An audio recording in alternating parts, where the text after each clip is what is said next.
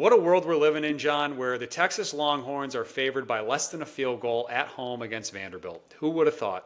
And I was looking at some research and just how the lines have moved here. I believe over the summer, this line was at like 21 and a half. It's moved 3 touchdowns over the last 3 months with just how things have gone.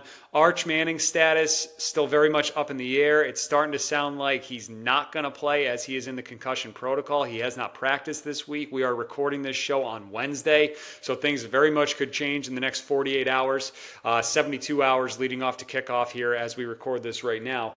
John, this is the first home game at DKR for Texas in a month. And we got two teams here that just love to play ugly football this season. Not what we would have thought with Texas, but very much, this game could very much go right into the hands of how Vanderbilt likes to play and how they have been playing. So I'm looking at this one, and as I try to break this down, we got the backup quarterback, Matthew Caldwell, most likely playing.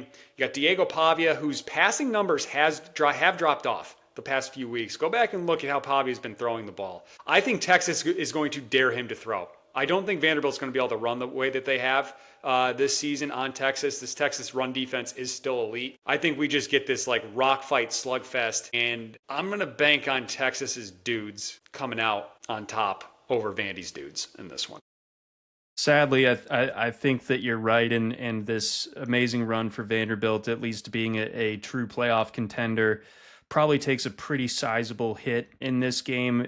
I mean, it's amazing that what the total is, just 44 and a half. Obviously, the game I'm about to compare it to had a higher total, at least I imagine it did. But this, when you look at the numbers between these two teams and how they stack up offensively and defensively, where Texas, middle of the pack, FBS wide, like they are 62 in offense according to FBI, but they are mid, like the definition thereof.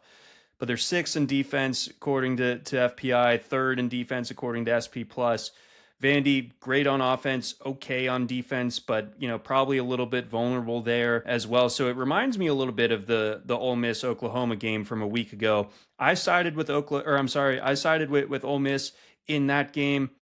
I do think that this is a bridge too far to be feeling confident about Vanderbilt taking the show on the road. I mean, they're going to put up a fight. Like we know that, and maybe Texas wilts. We've seen Sark kind of shrink in the big moments before, and Pavia is the most like cold-blooded dude in the game right now. But ultimately, I worry about a turnover or two just kind of costing this Vanderbilt team because that Texas defense is legit. I think that Texas just kind of wins a low-scoring nail-biter.